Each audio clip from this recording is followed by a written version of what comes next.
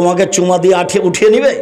সারা পৃথিবীর বাঙালি যারা যেখানে আছে শুধু একটু তুমি হিসাব করে দেখো, লন্ডন, আমেরিকায়, অস্ট্রেলিয়ায় যারা আছে, চীন, জাপানে, কানাডায় যারা আছে, আর্জেন্টিনায় যারা আছে, এরা বাঙালি, প্রায় বাঙালি গুসাপ করে। তারপরে সন্ধ্যার সময় লাথি মারে দুটো। তুমি খোঁজ নিয়ে দেখো, এদেরকে বিদায় করে যখন এই জায়গা থেকে ওই জায়গায় বসতে বলে তখন লাথি দিয়ে বলে, পা দিয়ে লাথি মারে দেয়, তখন ওখানে দেখায় ওখানে যে বস। আমার এগুলো বাস্তব চোখের সামনে, দেশের পৃথিবীর বিভিন্ন দেশে আমি যাই, এগুলো আমার চোখে আছে, বাস্তব আছে। 8টা বেজে গেছে, 8টায় কাজ শুরু হবে, তখন আরবিরাও ওই ভাতে থুথু মারে, এভাবে ভাতে থুথু মারে, আর মুখে বলে হারাম, আর পাছার উপরে লাথি মারে। তুমি জিজ্ঞাসা করে দেখো কর্মচারী যারা, তাদেরকে, তুমি আর্জেন্টিনার পতাকা রেখেছো মোটর সাইকেলে, মানে এই ছেলে কেন রেখেছো? তোমার মাথায় চুল এমন কেন? আমি এখন বললাম তোমার মা নাই সেই জন্য। আমার মা নেই মানে আমার মা এখানে বসে আছে না, বলে হিসাব তোমার মা নেই। এটা তোমার মা নয়, এটা তোমার খালা, নইলে তোমার এটা সৎ মা। যদি মাই হয় তাহলে তোমার প্যান্টটা টাকানো নিচে কেন? তাহলে তোমার মাথায় ছাতা চুল কেন? তাহলে তোমার দাড়ি চাঁচা কেন? তাহলে তোমার ওই মোটর সাইকেলে আর্জেন্টিনার পতাকা কেন? তোমার মা নেই, কোথায় ঠিক। আগে বক্তব্য সূচনাতেই তোমার মা নেই, এটা আগে প্রমাণ করবো, তারপরে কোনো কথা। জুয়া খেলা, মদ খাওয়া, মূর্তির আস্তানায় যাওয়া, লটারি ক্রয় করা শয়তানের কাজ, এগুলো হারাম কাজ, বেঁচে থাকো। জুয়া। আব্দুল্লাহ ইবনে আমর রাদিয়াল্লাহু তাআলা আনহু বলেন, রাসূল সাল্লাল্লাহু আলাইহি ওয়াসাল্লাম বলেছেন, পৃথিবীর মানুষ শুনে রেখো, 4 শ্রেণীর মানুষ জান্নাতে যাবে না। 1, আকুন, বাপ মাকে মানে না যে। 2, কামার, জুয়া খেলে যে। 3, মান্নান, খোটা দেয় যে। 4, মদমুল খামর, নিয়মিত বিড়ি, তামাক, জর্দা, সিগারেট, গুল, নেশাদার দ্রব্য খায়, পান করে যে, সে জান্নাতে যাবে না। এই কথা মুহাম্মদ সাল্লাল্লাহু আলাইহি সাল্লাম বলেন। তিনি বলেন 4 শ্রেণীর মানুষ জান্নাতে যাবে না, তার 1 শ্রেণীর মানুষ জুয়া খেলে যে। রাসূল সাল্লাল্লাহু আলাইহি ওয়াসাল্লাম বলেন, পৃথিবীর মানুষ মনে রেখো, মানলাই বাবে নারদেশের ফাঁকাদাব খালায়া দাও বিদামে খিঞ্জির। কেউ যদি চৌসার, ছক্কা, লুডু, দাবা, পাঞ্জা, ক্যারাম বোর্ড, তাস, গেমস, জুয়া, এই ধরনের যত খেলা আছে, এই খেলায় যদি কেউ অংশগ্রহণ করে, তাহলে সে তার হাতকে শরীর শুকুরের রক্তের মধ্যে ডুবিয়ে দিল। এই কথা মুহাম্মদ সাল্লাল্লাহু আলাইহি সাল্লাম বলেন, আমার ব্যক্তিগত কোনো কথা নেই। আরো অবাক হবেন আপনি, দুনিয়াতে 2টা পাপ আছে, মানুষ না করেই পাপী, করেইনি তবুও পাপী, এইভাবে রাসূল সাল্লাল্লাহু আলাইহি ওয়াসাল্লাম বলেছে। তার একটা হচ্ছে, কোনো মহিলা যদি সাজগোজ করে পুরুষের পাশ দিয়ে হাঁটে, তাহলে রাসূল বলছেন, হিয়া জানিয়া জানিয়া জানিয়া, ও ব্যভিচারিণী, ও ব্যভিচারিণী, ও ব্যভিচারিণী। রাসূল সাল্লাল্লাহু আলাইহি ওয়াসাল্লাম কথাটি 2বার 3বার বলেন। সাজগোজ করে পুরুষের পাশ দিয়ে যদি হাঁটে, ও জেনা করেইনি। এরপরে রাসূল সাল্লাল্লাহু আলাইহি ওয়াসাল্লাম এভাবে বলেন। আরেকটা আছে, কেউ যদি কাউকে বলে, লাউকা মেরোকা, আসো আমি তোমার সাথে জুয়া খেলবো, আসো জুয়া খেলি, এই কথা যদি বলে, তাহলে 10 জন ফকিরকে 1.25 কেজি করে 12.5 কেজি চাউল জরিমানা দিতে হবে। খেলেইনি, খালি বলেছে আসো খেলি, অবাক পাপ। আমিও এই পাপের গতি দেখে অবাক হই। জুয়া এক অবাক পাপ, খেলেনি, খালি বলেছে আসো খেলি, তাতেই 10 জন ফকিরকে 1.25 কেজি করে চাউল দিতে হবে জরিমানা, 12.5 কেজি চাউল দিতে হবে। জুয়া। জুয়া কাকে বলে, যা কোরআনে উল্লেখ হয়েছে, যা হাদিসে উল্লেখ হয়েছে। জুয়া কাকে বলে? প্রত্যেক যেই খেলাতে টাকার হার জিত রয়েছে, সেটাই হলো জুয়া। এ দেশে সে দেশে আজকাল কিয়ামত পর্যন্ত পৃথিবীতে যেই খেলা জন্ম নিয়েছিল, নিয়েছে, নিবে, যাদের টাকার হার জিত রয়েছে, সেটাই হলো জুয়া। এখন দেখতে হবে যে আন্তর্জাতিক ফুটবল খেলায় টাকার হারজিত আছে কি না। শুধু কি টাকা? লক্ষ ডলার নয়, কোটি কোটি ডলার এই খেলার পিছনে খরচ আছে।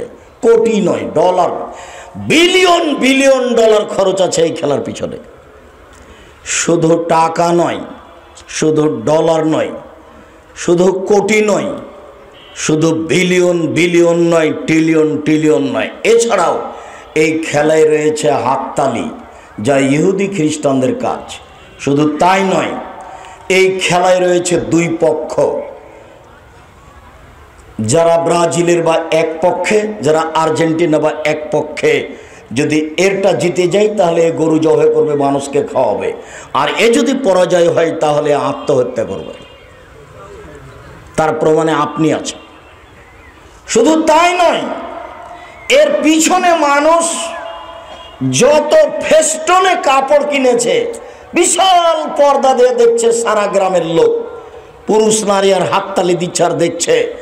তো সারা পৃথিবী জুড়ে কত কাপড় হতে পারে, কত টাকার কাপড় হতে পারে শুধু ব্যানার ফেস্টনে। এছাড়া পতাকা, সারা পৃথিবী জুড়ে যত পতাকার মানুষ কাপড় কিনেছে তাতে কত টাকার কাপড় হতে পারে। তাতে আপনার মাগুরা জেলার এক লোক জমি বিক্রি করে পতাকা লম্বা করেছে 7.5 কিলোমিটার। তাতে ফেনী জেলার এক লোক পতাকা করেছে 4.5 কিলোমিটার লম্বা করে। মানুষ, সে হিন্দু মুসলমান পরে, মানুষ, মানুষ মানে যার বিবেক আছে, গরু ছাগল নয়। যদিও রাসূল সাল্লাল্লাহু আল্লাহ বলছেন যে ও গরু ছাগলের মতো, বুঝে না ওরা অন্তর আছে, বুঝে না, দেখেও দেখে না ওরা চক্ষু আছে, দেখে না, শোনেও শোনে না ওরা কান আছে, শোনে না। উলায়েকা কালাম, তারা পশু প্রাণীর মতো, তারা গরু ছাগলের মতো, তারা কুকুর শ্রীগুলোর মতো, বালু মাজাল, বরং তার চেয়ে খারাপ, কুকুর শ্রীগুলোর চেয়ে খারাপ। মানুষ, মানুষ কুকুর ছেলের চেয়ে খারাপ, একথা আল্লাহ বলছে। আর তোমাকে যদি বলি তুমি কষ্ট পাবা, তোমার বাপ কুকুর শ্রীগুলোর চেয়ে খারাপ। কিভাবে এত সরাসরি কথা বলছেন যে আব্দুর রাজ্জাক সাহেব, সরাসরি কষ্ট দিয়েন না, আমাকে এই বাক্য ফিরিয়ে নিতে হবে না। তোমার বাপকে যদি আমি কুকুর শ্রীগুলোর চেয়ে খারাপ প্রমাণ করতে না পারি, আমি আজ বক্তব্য দেবো না, সালাম দিয়ে উঠে চলে যাবো। এই ছেলে, যৌতুক নাওনি তুমি? তোমার বাপ যৌতুক নেয়নি? ভিক্ষা করার টাকা দিয়ে চাউল কিনে ভাত খাওয়া জায়েজ, ইবাদত কবুল হবে। ভিক্ষা করার টাকা দিয়ে চাউল কিনে ভাত খেয়ে ইবাদত কবুল হবে। ভিক্ষা করার টাকা দিয়ে চাউল কিনে ভাত খেয়ে ইবাদত কবুল হবে। শ্বশুর কাছে যৌতুক নিয়ে সে টাকা দিয়ে চাউল কিনে ভাত খেয়ে ইবাদত কবুল হবে না। আমি না করে দিলাম। আমরা হায়াত পর্যন্ত, কিয়ামত পর্যন্ত সময় থাকলো দেখি কোন মায়ের বেটা ফতো এভাবে উল্টে ধরতে পারে। 26 বছর থেকে ফতো লিখে আতে, 26 বছর থেকে। আমি মহিমাঞ্জল লোক হলে কী হবে? আমার শ্বশুরবাড়ি গোবিন্দগঞ্জ হলে কী হবে? আমার এখানে বিদ্যা শিক্ষা দেওয়ার সূচনা হলে কী হবে? এইখানে আমার বক্তৃতা দেওয়ার সূচনা হলে কী হবে? আমি শরীয়ত তদন্ত করি, 26 বছর থেকে শুধু কলমে ফতোয়া লিখি, 6 বছর থেকে ফতোয়া বোর্ড পরিচালনা করি, যেখানে দেশ বিদেশের সর্বোচ্চ উন্নত মানের উচ্চ স্তরের শিক্ষিত মানুষ জামিয়া সালাফে অবস্থান করে। বড় বড় মুফতি, যাদের পিছনে খরচ আছে 60,000, 70,000, 80,000 করে মাসিক বেতন। জামিয়া সালাফে প্রায় 250 জন শিক্ষক শিক্ষিকা কর্মচারী রয়েছেন, যাদের বেতন লাগে প্রতি মাসে 30 লক্ষ। 30 লক্ষ টাকা বেতন লাগে মাসে। জামিয়া সালাফে ডাঙ্গিপাড়া পাওয়া রাজশাহী, জামিয়া সালাফে রূপগঞ্জ রাজগঞ্জ ঢাকা, জামিয়া সালাফে তেঘরা বিরল দিনাজপুর, জামিয়া সালাফে 6 মাইল বাবুগঞ্জ বরিশাল, এগুলো চলমান প্রতিষ্ঠান। তুমি এই কথাতে কষ্ট পাচ্ছ কেন? এইটাই তো সে গোবিন্দগঞ্জ, গাইবান্ধা, রংপুর, দিনাজপুর, লালমিনহাট, নীলফামারী, কুড়িগ্রাম, পঞ্চগড়, ঠাকুরগাঁ, গাইবান্ধা, জয়পুরহাট, বগুড়া, এইসব ডিস্ট্রিক্টে ভাইরা বোনকে জমি দেয় না। আব্দুর রাজ্জাক সাহেব, আপনি কি তার মধ্যে নাকি? আমি সেটা বলিনি। আর আমার শ্বশুর এদিকে খুব সতর্ক। আমি বলেছি, এই ছেলে তোমাকে বলেছি, তোমার বাপ তোমার দাদা মারা গেছে 15 শতক জমি রেখে, তোমার বাপ নিবে 10 শতক আর তোমার ফুফু নিবে 5 শতক। হ্যাঁ ঠিক, তো তোমার বাপ নিবে সকালে আর তোমার ফুফু নিবে বিকেলে, এইটুকু যদি প্রমাণ হয়ে যায় আমি বক্তব্য দেব না। বুঝতে পারোনি কথা? তোমার বাপ জমি দিল না সেটা তো বহু দূরের কথা, তোমার বাপকে যদি আমি কুকুর সিরগাল প্রমাণ করতে না পারি জাতির সামনে বক্তব্য দেব না। তোমার বাপের মুখের দিকে তাকিয়ে দেখো, তোমার বাপ নিজে তোমার শ্বশুর কাছ থেকে টাকা নিয়েছে। ভিক্ষা করার জায়গা পান না, মহিমাগঞ্জ স্টেশন কাছে আছে, বাপ বেটা দুইজন মিলে ভিক্ষা চাইবেন, মানুষ ভিক্ষা দিবে। খারাপ লাগে? তিতে লাগে? তিতে লাগে কেন? ভিক্ষা করে খান। এইভাবে বাপ বেটা হাত পাতবেন যে, এই ছেলে তোমরা বাপের দিকে দেখো, মুখখান কালো হয়ে আছে। 24 ঘন্টার মধ্যে টাকা ফেরত দিতে হবে। 24 ঘন্টার মধ্যে, আগামীকাল সন্ধ্যা হতে হতে টাকা ফেরত দিতে হবে। ফার্নিচার, কাপড় চোপড়, চেয়ার টেবিল ভিক্ষা করে করবা। শ্বশুর টাকা নিয়ে ফার্নিচার করেছো কেন? কাপড় কাজ করে খাবা। আমি ভিক্ষা করে খেতে বলিনি, তবে ভিক্ষা করা যায়, কাজ করে খাবা। মানুষের বাড়িতে কাজ করে ফার্নিচার তৈরি করবা, শ্বশুর বাড়িতে না কেন? কেন তোমার শ্বশুর তোমাকে দিবে? আব্দুর রাজ্জাক সাহেব, আমার শ্বশুর খুশি হয়ে দিয়েছে। তোমার শ্বশুর খুশি হয়ে ফকিরকে ফার্নিচার দেখতে দেখি। তোমার শ্বশুর ফকির আসলে বলে মাফ করো, এখনই তুমি পরীক্ষা করে দেখো, তোমার শ্বশুরের পিছে পিছে হাঁটো, একজন ফকির আসলে তোমার শ্বশুর বলবে মাফ করো, আর তোমাকে ফার্নিচার এমনি দিয়ে দিলে খুশি হে। বাপ বেটা ভিক্ষা করে খাবা। আমি ভিক্ষা করে খেতে বলিনি, আমি বলেছি চকলেটের ব্যবসা করো, লোন নেওয়া লাগবে না। আমি বলেছি কলার ব্যবসা করো, লোন নেওয়া লাগবে না। আমি বলেছি কাপড়ের ব্যবসা করো, লোন নেওয়া লাগবে না। আর ধনী হতে প্রায় 30 বছর সময় লাগবে। একদিনই তুমি কলিকাতায় হেরোইন কিনলে আর ঢাকায় বিক্রি করবে, বড় লোক হয়ে যাবে, এমন ব্যবসা জায়েজ নয়। সাথে সাথে জীবনে আল্লাহর নবী কোনো একদিন সালাম ফিরেছেন এ দোয়া পড়েননি, এটা ঘটেনি। প্রত্যেক দিন সালাম ফিরার পূর্বে, প্রত্যেক সালাতে সালাম ফিরার পূর্বে তিনি বলতেন, আল্লাহুম্মা ইন্নী আউযু বিকা মিন আযাবি জাহান্নাম। আল্লাহ, আমি তোমার কাছে জাহান্নামের শাস্তি থেকে বাঁচতে চাই। ওয়া আউযু বিকা মিন আযাবিল কবরে, আমি তোমার কাছে কবরের শাস্তি থেকে বাঁচতে চাচ্ছি। ওয়া আউযু বিকা মিন ফিতনাতিল মাসিহিদ দাজ্জাল, তোমার কাছে আমি দাজ্জালের ফিতনা থেকে বাঁচতে চাচ্ছি। ওয়া আউযু বিকা মিন ফিতনাতিল মাহইয়া ওয়াল মামাত, তোমার কাছে বাঁচতে চাচ্ছি ইহকালের ফিতনা, তোমার কাছে বাঁচতে চাচ্ছি পরকালের ফিতনা হতে। ওয়া আউযু বিকা মিনাল মাসাম ওয়াল মাগরাম, তোমার কাছে বাঁচতে চাচ্ছি ঋণ কর্য হতে, তোমার কাছে বাঁচতে চাচ্ছি বড় পাপ হতে, তোমার কাছে বাঁচতে চাচ্ছি ঋণ কর্য হতে, তোমার কাছে বাঁচতে চাচ্ছি বড় পাপ হতে। ঋণ নিয়ে জমি কিনবেন না, ঋণ নিয়ে বাড়ি করবেন না, ঋণ নিয়ে ব্যবসা করবেন না। ছেলেমেয়ের আহারের জন্য ঋণ জায়েজ, তবে ঋণ থাকলে জানাজাই হবে না, জানাজাই বাতিল। রাসূল সাল্লাল্লাহু আলাইহি ওয়াসাল্লাম জানাজার জন্য এসেছেন, এ লোকের ঋণ আছে, জি, তাহলে আমি গেলাম, তোমরা থাকো, আমি চলে গেলাম। আচ্ছা আল্লাহ রাসূল, আমি দিয়ে দেবো, আমি দিয়ে দেবো। তোমরা আচ্ছা ঠিক আছে। তখন তিনি জানাজা পড়ালেন। ঋণ আছে যার, জানাজা নেই তার। লোন নিয়ে ব্যবসা করবেন কেন? লোন নিয়ে গাড়ি বাড়ি করবেন কেন? ভুল হিসাব। ব্যাংকে চাকরি করছেন সেটা তো এক অপরাধ, আবার লোন নিয়েছেন আর এক অপরাধ।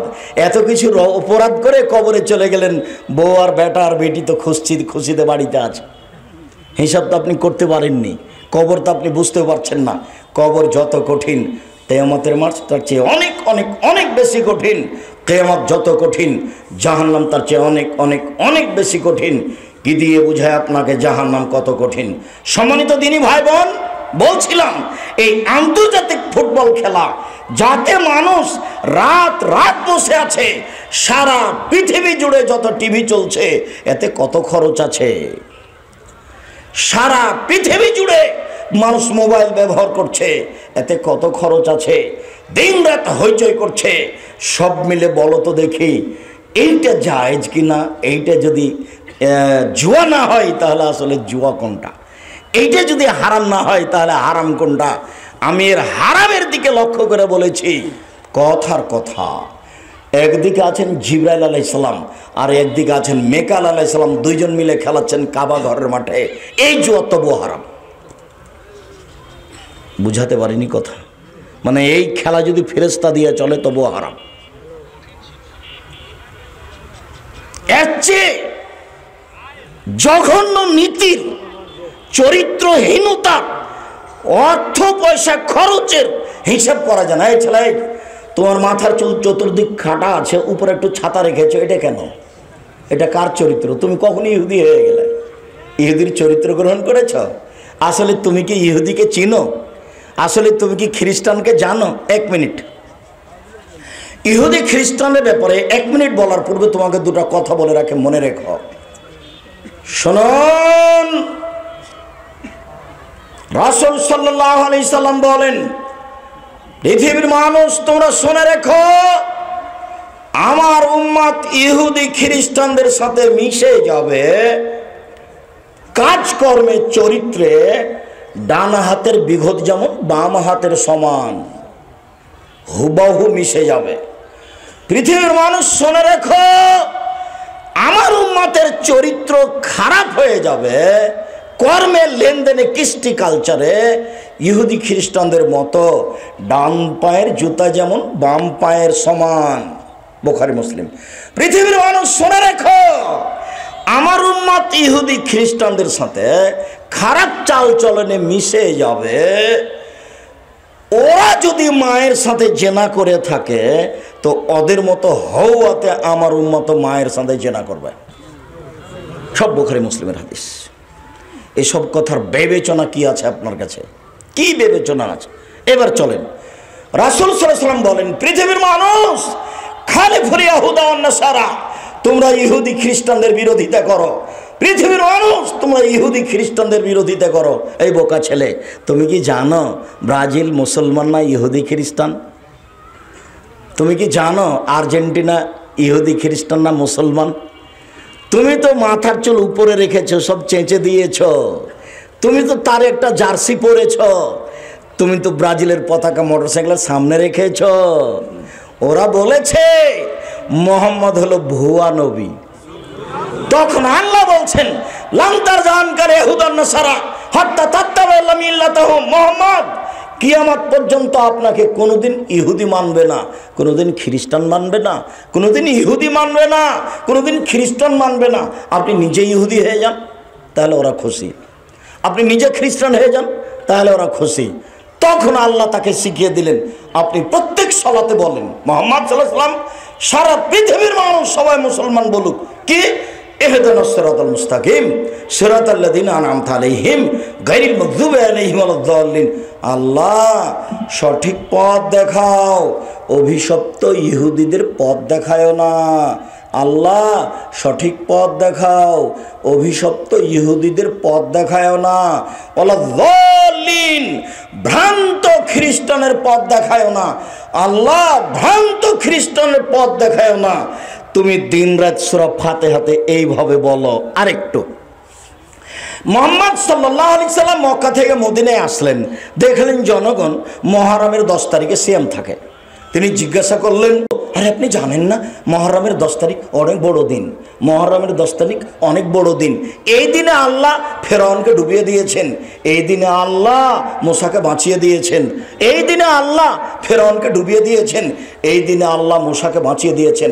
সেই জন্য তো আমরা মুহররমের 10 তারিখে রোজা থাকি, শুকরিয়া আদায়ের জন্য। আল্লাহ কত বড় কাজ করেছ, ফেরাউনকে ডুবিয়ে দিয়েছ, মূসাকে বাঁচিয়ে দিয়েছ, কি দিয়ে শুকরিয়া আদায় করব? মুহররমের 10 তারিখে রোজা থেকে তোমার শুকরিয়া আদায় করছি, তাই তো আমরা শুকরিয়া আদায় করি। তখন মুহাম্মদ সাল্লাল্লাহু আলাইহি ওয়াসাল্লাম বলছেন, আরে বলো কি, শুকরিয়া আদায়ের ব্যাপারে আমি তোমাদের চেয়ে বেশি হক রাখি, আমিও রাখবো, চলো আমিও মুহররমের 10 তারিখে সিয়াম থাকবো। সাহাবীগণ আপনারাও রাখেন। বলার সাথে সাথে সাহাবীগণ খেপে বলছে, হ্যাঁ আমরা মুহররমের 10 তারিখে সিয়াম থাকবো মানে? আপনি বলছেন দিন রাত তাদের বিরোধিতা করতে হবে, দিন রাত বলছেন ইহুদি খ্রিস্টানদের বিরোধিতা করতে হবে। ইহুদি খ্রিস্টান মুহররমের 10 তারিখে বড় দিন মনে করে, আমরা কেন সেদিনে সিয়াম থাকবো? কেন থাকবো? থাকবো না।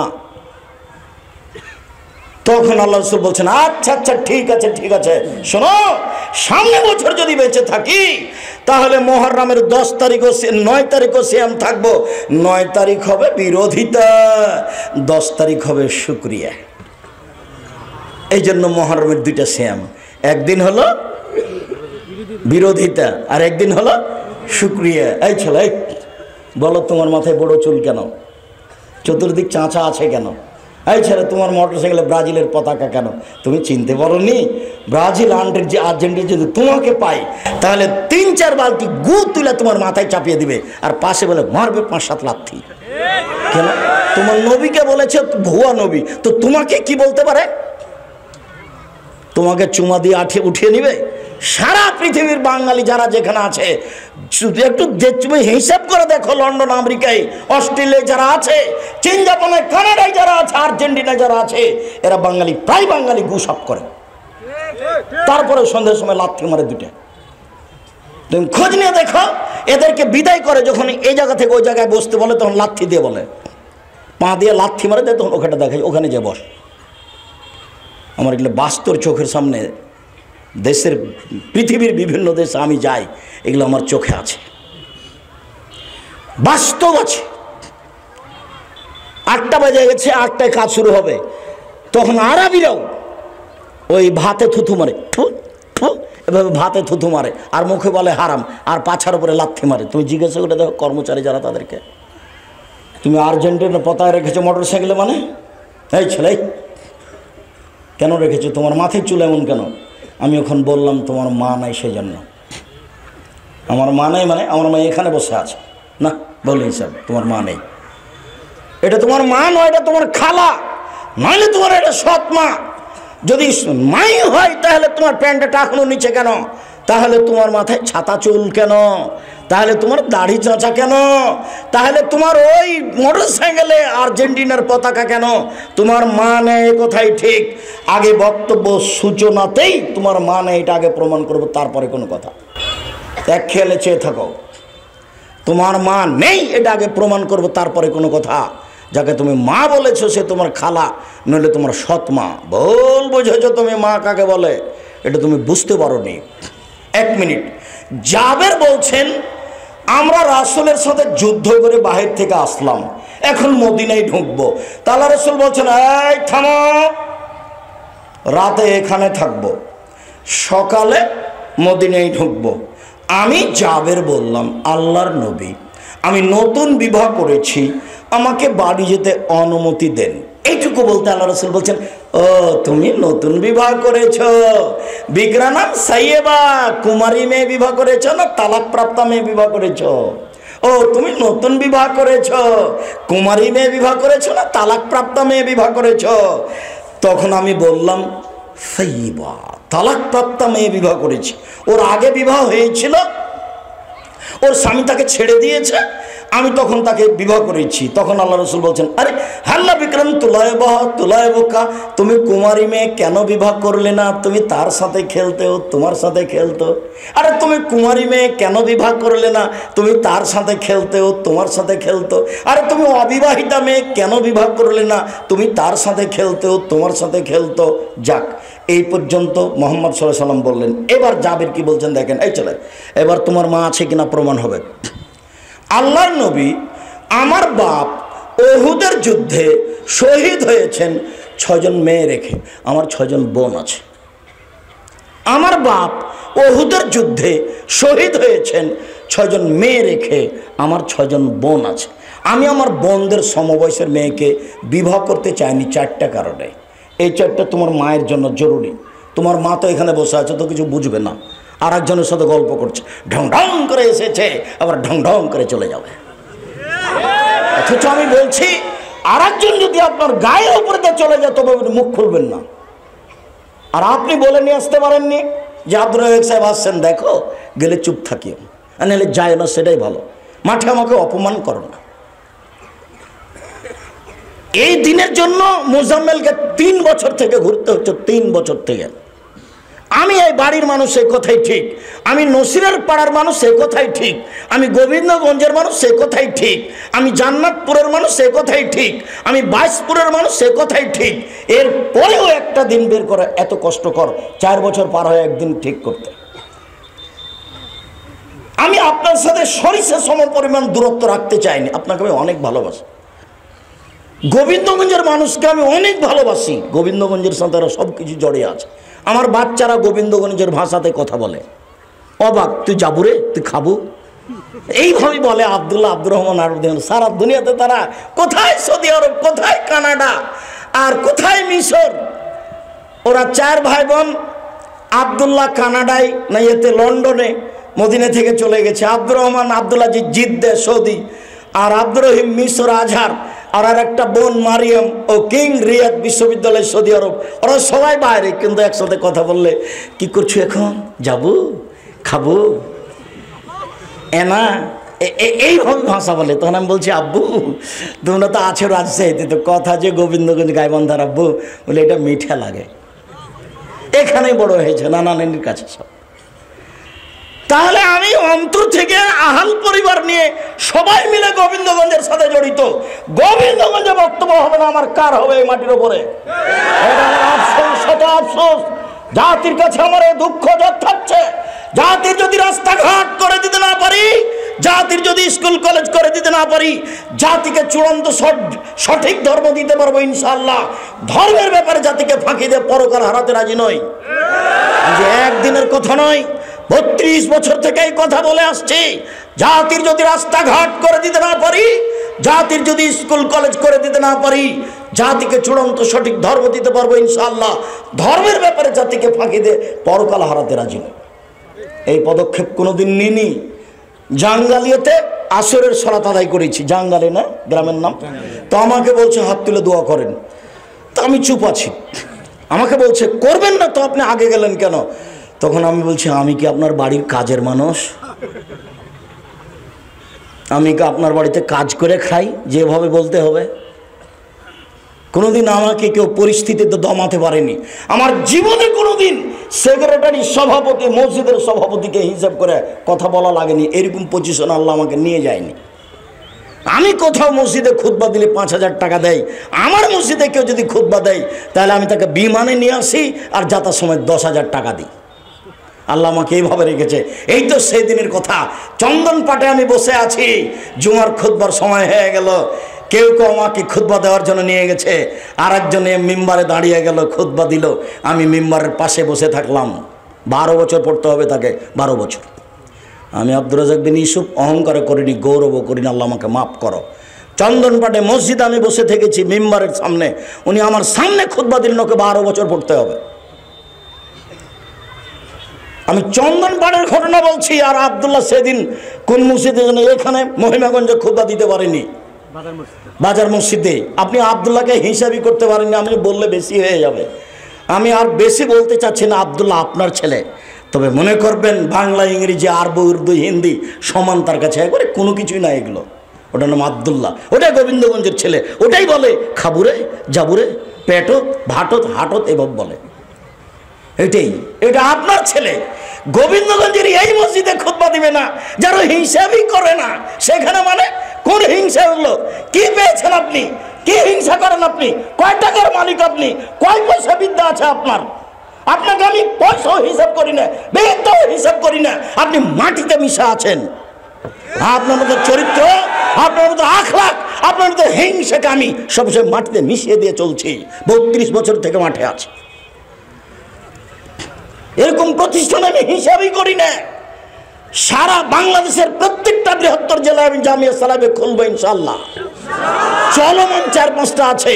নোয়াখালীতে জমি হয়েছে, সিলেটে জমি হয়েছে, ফরিদপুরে জমি হয়েছে, চট্টগ্রামে জমি হয়েছে, ময়মনসিংহে জমি হয়েছে। অন্তত 10টা বড় বড় ডিস্ট্রিক্টের জমি হয়ে গেছে। 12 বিঘা, 15 বিঘা, 20 বিঘা, 30 বিঘা করে। সেগুলো সময়ের গতিতে প্রতিষ্ঠান খুলবে। আপনার টাকা আমি মাথাতেই রাখিনি। আপনি এরকম মানুষের প্রতি হিংসা করবেন কেন? এই ছেলে শোনো, তোমাকে বলছিলাম তোমার মা না, এটা আমি প্রমাণ করবো। আগে এখন শোনো, আল্লাহর নবী আমার বাপ উহুদের যুদ্ধে শহীদ হয়েছেন। ছয়জন মেয়ে রেখে আমার ছয়জন বোন আছে। আমি আমার বোনদের বয়সের মেয়েকে বিবাহ করতে চাইনি চারটা কারণে। এক হলে তোয়ার দেবা হন না, আমার স্ত্রী যেন আমার বোনদেরকে শিষ্টাচার শেখাতে পারে। শিষ্টাচার, তোমার মা তোমাকে শিষ্টাচার শেখাবে। শিষ্টাচার, শিষ্টাচার কি জিনিস? আম্মু, জুতা পরার সময় ডান পায়েটা পরতে হয়। আম্মু, খোলার সময় বাম পায়েরটা খুলতে হয়। শিষ্টাচার। আম্মু, ডান হাতে গিলাস ধরে পানি পান করতে হয়, বাম হাতে শয়তান ধরে। শিষ্টাচার। আম্মু, বিছানা শোয়ার সময় ডান কাতে শুইতে হয় দোয়া পড়ে। শিষ্টাচার। আম্মু, বাড়িতে ঢোকার সময় সালাম দিয়ে ঢুকতে হয়। শিষ্টাচার। আম্মু, রাস্তায় হাঁটলে মেয়ে মানুষ এক পাশ দিয়ে হাঁটতে হয়। শিষ্টাচার। আমার স্ত্রী যেন আমার বোনদেরকে শিষ্টাচার শেখাতে পারে, এই জন্য আমি আমার বোনদের বয়সের মেয়েকে বিবাহ করিনি, তার চেয়ে বড় বিবাহ করেছি। বলো তো, তোমার মাথায় ছাতা চুল আছে, এটা কোন শিষ্টাচার? এখন বলো দেখি যে আমার মা আছে, তোমার একটা ছোট ভাই আছে, এখন তোমার মায়ের কোলে আছে, তার প্যান্টটা টাকানোর নিচে আছে, তোমার মা রোজ পরিষ্কার করে এবং তার পরনে দেয় রোজ। বলো যে এটা আমার মা। এটা তোমার মা না, এটা তোমার খালা। এই কথাই ঠিক। আমি ভুল বলিনি বেটা, আমাকে কথা ফেরত নেওয়া লাগে না, তবে মানুষ। দুই, তোয়াল্লে মোহন না, আমার স্ত্রী যেন আমার বোনদেরকে বিদ্যা শিখাতে পারে।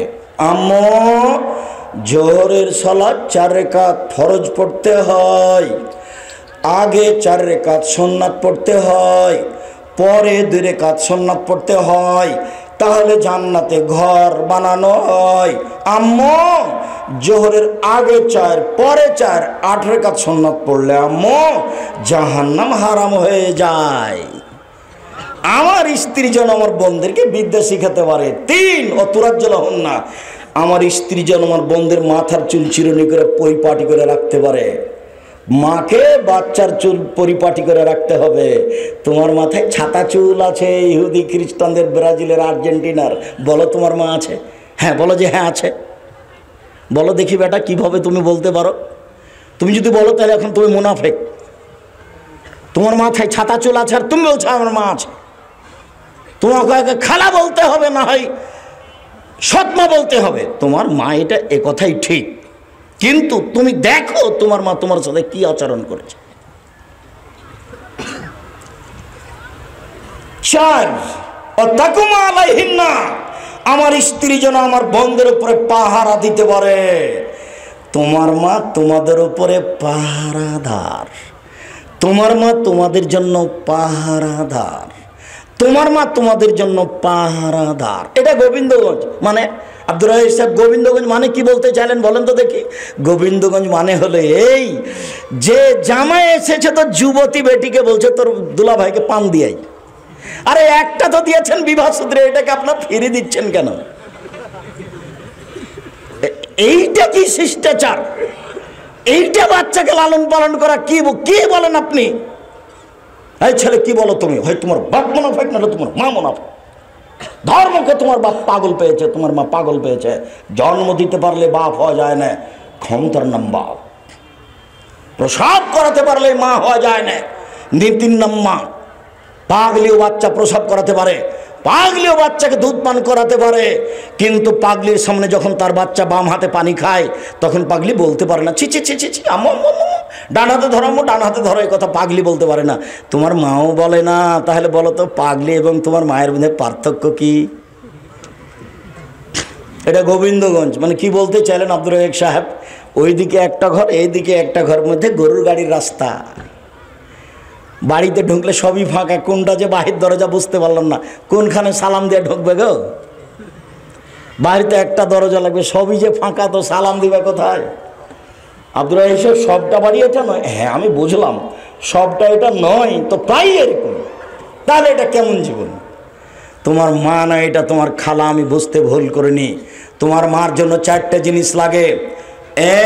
এক, ভুলে গেছো, শিষ্টাচার। 2 বিদ্যা, 3 চিরুনি, 4 পাহারাদার। আমি বলিনি এই কথা, আমি বলেছি, আমি বলিনি। আল্লাহ নবী বলেছেন তোমার মা এই বাড়িতে পাহারাদার, তোমার মা তোমার জন্য, তোমার বোনের জন্য পাহারাদার।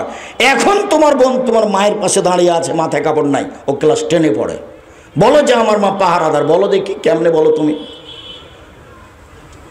তোমার মা এখন তোমার বোন পাশে দাঁড়িয়ে আছে, তার মাথায় কাপড় নেই, ক্লাস 10-এ পড়ে। তুমি কি করে বলতে পারো যে আমার মা পাহারাদার? এনারা সমাজের দায়িত্বশীল, সমাজের দায়িত্ব পালন করে। এনাদের বাড়িতে একটা পাহারাদার আছে, 8 ঘন্টা করে ডিউটি দেয়। তো সকালে শুনেছেন যে পাহারাদার আধা ঘন্টা ঘুমিয়েছিল, তখন সকালে বলবেন বেতন দিয়ে তুই যা রে, তোকে দিয়ে হবে না, যে ঘুমায় এমন পাহারাদার আমি রাখবো না। তাহলে তোমার মাকে এখন তোমার বাপকে বলতে হবে তোমার দেওয়ার হলো না, তুমি যাও। আমি এ কথা বলিনি, আমি বলেছি, আমি বলিনি। আল্লাহ নবী বলেছেন যে তোমার মা পাহারাদার। এখন তোমার বাপ যদি তাকে রাখে সারাদিন ঘুমানোর পরেও পাহারাদার, তো সেটা তোমাদের ব্যাপার। মানে আগেই জাহান্নামে চলে যায় না, মরতে সুযোগ দাও। 3 শ্রেণীর মানুষ জান্নাতে যাবে না, 3 শ্রেণীর মানুষ জান্নাতে যাবে না। 1 মধুমিনুল খামর, যারা নিয়মিত বিড়ি, তামাক, জর্দা, সিগারেট, গুল, নেশাদার দ্রব্য খায়, পান করে, তারা জান্নাতে যাবে না। 2 ওর রাজলাতু মিনান নিসায়ে, পুরুষের বেশধারী নারী, যারা পুরুষের জুতো স্যান্ডেল পরে, যারা পুরুষের শার্ট প্যান্ট পরে, যারা পুরুষের পোশাক পরে, তারা জান্নাতে যাবে না। 3 তুমি, আপনি। আর দায়ী সালিদিকে রুফিয়াল আল খাবাসা, যে তার বাড়িতে বেহাইয়ের সুযোগ দিয়েছে, সে জান্নাতে যাবে না। জামাই বাড়িতে গেছে, বড় যুবতী মেয়ে পান দিতে যাচ্ছে, খাবার দিচ্ছে। আরে খাবার দিবে শাশুড়ি, পানি দিবে শাশুড়ি। আমার শাশুড়ি নিজের, আমার নিজের কথা বলছি, বৃদ্ধা মানুষ, আমার শাশুড়ি সব সময় খাওয়ানো আপনি রেডি করতেন আমার জন্য। সম্মানিত দিনী ভাই বোন, জামাই বাড়িতে এসে খাবার দিবে শাশুড়ি, পানি দিবে শাশুড়ি, বসতে দিবে শাশুড়ি, শ্বশুর দিবে।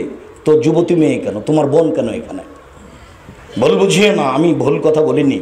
তোমার বাপ তোমার মা একটা দিয়েছে বিবাহ সূত্রে, এটাকে যেন ফিরি না দেয়। এর নাম ইসলাম, এর নাম ধর্ম, এর নাম নীতি আছে। মহান আল্লাহ বলেন আবুদুল্লাহ ওয়ালা তুশরিকু বিহি শাইআ। জি, এটা আমি বাস্তব দেখে এসেছি। জি, কবরের বিষয়ে জিজ্ঞাসাটা সভাপতি সাহেব বারবার আগিয়ে দিচ্ছেন, এটা আমি বাস্তব দেখে এসেছি, এটা দেখা লাগবে না। মহান আল্লাহ বলেন তোমরা আল্লাহর সাথে শরীক করো না বিন্দুমাত্র। 2 তোমরা পিতামাতার অনুগত হও। পৃথিবীর মানুষ, একটা লোক এসে জিজ্ঞাসা করছে আল্লাহর নবী, আমার বাপ মা আমার কাছে কি পায়? তখন আল্লাহ রাসূল বলছেন তোমার বাপ মা কি পায় মানে? বলো কি? হুমা জান্নাত কা নারকা, তারাই 2জন তোমার জাহান্নাম, তারাই 2জন তোমার জান্নাত। ওরাই তোমার জাহান্নাম, ওরাই তোমার জান্নাত। বাপ মা তোমার জাহান্নাম, বাপ মা তোমার জান্নাত। 3 পৃথিবীর মানুষ, 1 আল্লাহর ইবাদত করো। 2 বাপ মাকে মেনে চলো। 3 অবিদিল কুরবা, নিকট আত্মীয়র সাথে সদাচরণ করো। সবচেয়ে নিকট আত্মীয় হলো ভাই। ভাইয়ের সাথে টিকে থাকা খুব কঠিন। ভাই ভাই, ঠাই ঠাই, একটু গন্ডগোল। আমাদের গ্রামে 2 ভাই মিলে গন্ডগোল লেগে ঢেঁকিটা কেটে ভাগ করে নিয়েছে। আচ্ছা বলেন তো, ঢেঁকি কেটে ভাগ করলে কি হবে? দেখেন প্রায় পরিবারে ভাই ভাইয়ে গন্ডগোল আছে। বাপ মরে গেছে, তখন বলছে এখানে জমি আমার, ও বলছে না এটা আমার, ও বলছে না রাস্তার সাথে আমি নিব, ও বলছে না আমি মারামারি লাগিয়ে দিয়েছে, তখন হয়ে গেছে, মামলা হয়ে গেছে। পৃথিবীতে সবচেয়ে ভালো আচরণের মানুষ হলো বাপ মার পরে ভাই। অবিদিল কুরবা ওয়াল ইয়াতামা, পৃথিবীর মানুষ এতিমের সাথে ভালো আচরণ করো। একটা লোক এসে বলছে আল্লাহর নবী আমার অন্তরটা খুব শক্ত, খুব শক্ত আমার অন্তর। মানুষ ভিক্ষা চাইলে খালি বলি মাফ করো, মাফ করো, মাফ করো। কাউকে একটু খেতে দিতে মন চায় না। আল্লাহর নবী তখন আল্লাহ রাসূল বলছেন এই করো, এতিমের মাথায় হাত রাখো আর ফকির মিসকিনকে খেতে দাও। এরিক্য কালবত, তোমার অন্তরটা নরম হয়ে যাবে। আল্লাহ রাসূল বলছেন পৃথিবীর মানুষ শুনে রেখো, আমি আর এতিমকে লালন পালন করে ব্যক্তি জান্নাতে এইভাবে থাকবো। তর্জনী আর মধ্যমা ইশারা করে দেখালেন, এই ছেলে বসো। ওই ছেলেটা আপনার পাশ থেকে উঠলো কি করে? আমি তো তাড়াতাড়ি শেষ করবে, তো অল্প সময়, একটু আপনিও শরম করছেন না? পাশ থেকে উঠে কি করে? দয়া করে কোনো কাজ দেখাবেন না আমাকে, আপনাকে আমি অনেক ভালোবাসি। আবার এটা গোবিন্দগঞ্জ, নিজের বাড়িতে এসেছি বক্তব্য দিতে। কাজ দেখাবেন না দয়া করে, সলিও হবে না, ফাঁসিও হবে না, জিলাপি শেষও হবে না। যাওয়ার সময় জিলাপি পাবেন, যদি নাই পান শেষ পর্যন্ত তো মহিমগঞ্জ এক পা আগিয়ে যায়, পেয়ে যাবেন। যদিও আমি আজকে জিলাপি কিনেছেন মানে আপনাকে ঘৃণা করি আমি। আজকে আপনার বাজার কেন? আজকে আপনি চায়ের স্টলে কেন? আমি তো কোনো কেসা কাহিনী বলতে আসিনি। 32 বছর আমি কোনোদিন কেসা কাহিনী বলিনি, কোনোদিন আমি অপ্রয়োজনীয় বাক্য বলিনি, কোনোদিন না। আমি ঘন্টার ঘন্টা কথা বলবো এভাবে হাদিস অনুবাদ করে, আলহামদুলিল্লাহ, কোনো সমস্যা হবে না। আলহামদুলিল্লাহ, একটা হাদিসের বাক্যের আগে পিছে হবে না। সম্মানিত দিনী ভাই বোন, একটু কথা থেকে গেল, কেউ যদি এতিমের লালন পালন করে সে আর আল্লাহর নবী জান্নাতে এইভাবে থাকবেন। তখন এই আঙ্গুলটা দেখালেন, কিন্তু একটু মধ্যে ফাঁকা রাখলেন, অফারটা বাইনা হোমা, একটু ফাঁকা রাখলেন দুইটার মধ্যে। আবার পরে বলছেন, পৃথিবীর মানুষ শুনে রেখো, কেউ যদি 2টা মেয়ের লালন পালন করে, 2টা বেটি, পড়াশোনা করিয়েছে, শিক্ষা দিয়েছে, বিবাহ শাদী দিয়ে দিয়েছে 2টা বেটির, তো তাহলে সেই বাপ আর আমি জান্নাতে এভাবে থাকবো। এই আঙ্গুল 2টা দেখালেন, তখন আঙ্গুল 2টা জমা করে দিলেন। এবার বলেন তো কি হলো? মানে এতিম লালন পালন অনেক বড়, তবে বেটি লালন পালন তার চেয়ে বড়। আরো 1 মিনিট, যারা বেটির লালন পালন করবে, বেটি এই জাহান্নামের একদিকে থাকবে জাহান্নাম, আর একদিকে থাকবে বাপ, আর মধ্যে থাকবে বেটি, এইভাবে থাকবে। এদিকে জাহান্নাম আর ওইদিকে বাপ, আর মধ্যে মেয়ে আছে। কেন না? আমার বাপের আগে জান্নাত ঘোষণা হবে, তারপর আমরা। একবারে ছিঁড়ে ছিঁড়ে রেখে দিল। তো আপনার ছাগলে প্রতিবেশীর সিম গাছ খেয়ে নিয়েছে, তো এখন আপনার স্ত্রী অনেক কিছু বলেছে, তো আপনি যে ভালো, এটা কি করবেন? সন্ধ্যার সময় আপনি যখন বাড়িতে এসেছেন, তখন আপনার স্ত্রী এমন বলতে বললো যে কত খারাপ, ওরই ছাগলে আমার সিম গাছ খায়, আর আমি একটু বলেছি সেজন্য ওর স্বামী আমাকে মারতে আসে, দরজা পর্যন্ত মারতে এসেছিল। তখন আপনি কি করবেন? আপনি তো কেড়ে না, আপনি একটু ঠান্ডা হন, ধৈর্যের পরিচয় দেন, গরম হেন না, ঠান্ডা হন। ঠান্ডা হয়ে এসার সময় ওর বাড়িতে যান, গিয়ে বলেন, ভাইজান আপনার ছাগলে আমার সিম গাছ খেয়ে নিয়েছে, আমার স্ত্রী আপনাকে অনেক গালি দিয়েছে, তো আমি আপনার কাছে ক্ষমা চাইতে এসেছি। পারবেন? ইনশাল্লাহ। যাক, ইনশাল্লাহ তো বলেছেন, আলহামদুলিল্লাহ। চেষ্টা চালাতে হবে, প্রতিবেশী দিয়ে ভালো মানুষ প্রমাণ হয়। প্রতিবেশী ভালো যদি থাকে তাহলে জান্নাত হবে ইনশাল্লাহ। সালাত সিয়াম সব কিছু করলাম, প্রতিবেশী ভালো হলো না, বলে আব্দুর রাজ্জাক সাহেব আপনাদেরকে তেমন ভালো দেখি না, খালি কোথায় কথা বলেন কি না বলেন সেটা এমনটা মনে হয়। এরপরে দোয়া করা, আমি আমার পক্ষ থেকে কোনো প্রকার দুর্বলতা রাখিনি, আমাকে যদি মুচি মেথর ডাকে সেখানে আমি চলে যাব ইনশাআল্লাহ। দিনের ব্যাপারে সব জায়গায় যেতে প্রস্তুত। আমার মনে হচ্ছে বারবার সভাপতি সাহেব আমাদেরকে কিছু বলতে চাচ্ছেন, সেটা হচ্ছে এই, আপনাদের বসে থাকাতে আমি খুবই খুশি। সত্যি প্রমাণ দিয়েছেন যে আব্দুর রাজ্জাক সাহেব আমাদের গ্রামের মানুষ, এ কথাই ঠিক, আমরা তাকে খুব ভালোবাসি, এ কথাই ঠিক। আমি আপনাদের ভালোবাসাকে স্বাগতম জানিয়ে বলছি জাযাকুমুল্লাহ খায়ের, আল্লাহ আপনাদেরকে জাযায়ে খায়ের দান করুক। আমি আপনাদের বাড়ির মানুষ, এ কথাই ঠিক, আমি আপনাদের গ্রামের মানুষ, এ কথাই ঠিক। বাইশপুর, বাজিতপুর, জান্নাতপুরে আমার শ্বশুর বাড়ি, এ কথাই ঠিক। মহিমাগঞ্জ কামেল মাদ্রাসা আমি হাদিস তাফসীর নিয়ে পরীক্ষা দিয়েছি, এ কথাই ঠিক। এলাকার আমি শিক্ষকও বটে, এলাকার আমি ছাত্রও বটে, এলাকার আমি জামাইও বটে, তাহলে আমি সবচেয়ে কাছের মানুষ হয়ে গেলাম। জন্মভূমিতে এত কাছের নই, এই হিসাবে গোবিন্দগঞ্জ আমার অনেক স্বাদের জায়গা, অনেক মিঠা জায়গা। গোবিন্দগঞ্জে গাইবান্ধাতে যখন কথা বলতে পাবো না, গত রাত্রে পারিনি, সাদুল্লাহপুরে ছিল, ওসি সাহেব বলেছেন যে না প্রোগ্রাম করতে দেওয়া হবে না, গত রাত্রে আমার প্রোগ্রাম হয়নি। ও ওসি সাহেব, আপনার সিদ্ধান্ত ভুল আছে। 2 নম্বর আমার লিস্টে ওই তালিকা মিথ্যা তালিকা, ঠিক নয়। আপনাকে আমি অনুরোধ জানাচ্ছি, আরও দেখতে বলছি, এই যে গোবিন্দগঞ্জ থানায় আমি বক্তব্য দিলাম, সাগাটা থানায় আমি বক্তব্য দিলাম, আপনি দেখতে পাচ্ছেন সারা দেশে প্রতিদিন বক্তব্য দিয়ে আসছে, প্রতিটা জেলে, দেশে বিদেশে দিন রাত কথা বলছে। আমাকে আপনারা আবারও চেনার চেষ্টা করুন। ভুল হয়েছে, পরবর্তীতে যেন ভুল না হয় এ ব্যাপারে সতর্ক সাবধান হওয়ার জন্য চেষ্টা করুন। আমরা আপনাদের জন্য আন্তরিকভাবে দোয়া করি, আল্লাহুম্মা আমিন। যেহেতু এটা কওমি মাদ্রাসা, মনে কিছু নিয়েন না। আমি আপনাকে অনুরোধ জানাচ্ছি, শেষে এমনি কেউ চলে যাবেন না। 20 টাকা হোক, 50 টাকা হোক, 100 টাকা হোক, কেউ খালি যাবেন না। আল্লাহ নবী বললেন, প্রত্যেক দিন সকালে 2 জন ফেরেশতা নেমে আসে। একজন বললে, আল্লাহ যে যতটুকু দিয়েছে ততটুকু পূর্ণ করে দাও, যে যতটুকু দেয়নি ততটুকু ক্ষতি করে দাও। যদি 10 টাকা দেন তাহলে আল্লাহ পূর্ণ করে দিবেন, আর যদি 10 টাকা না দেন তাহলে আল্লাহ ক্ষতি করে দিবেন। কিভাবে ক্ষতি হতে পারে? আব্দুল রাজ্জাক সাহেব পড়ে গেছে, ক্ষতি হয়ে গেছে। কিভাবে হতে পারে? অযথা ইচ্ছে ছিল না স্টলে বসবো, চায়ের স্টলে, দেখলাম 200 টাকা নেই। তবে আমি আমার জীবনে কোনোদিন চায়ের স্টলে বসিনি, কোনোদিন নয়। মোজাম্মেল সাহেব খুব চেষ্টা করে একটু যে এসে চা খান, একটু কিছু খান। আমি গাড়িতে বসে থাকি, নিয়ে আসেন। আমি কোনোদিন চায়ের স্টলে বসিনি, ছাত্র জীবনে না, এখনও না। আমার মা বলতো, 4টা কাজ করিও না, দোকানে বসিও না, প্রাইভেট পড়ায়ও না, কাউকে বন্ধু হিসাবে গ্রহণ করিও না, দাওয়াত খায়ও না। ছাত্র জীবনে দাওয়াত খায়নি, এখন খাওয়া লাগে। বাকি 3টা কাজ কোনো সময় করি না সহজেই। ছেলেরা আমাদের কি ওই মাঠে যাবে?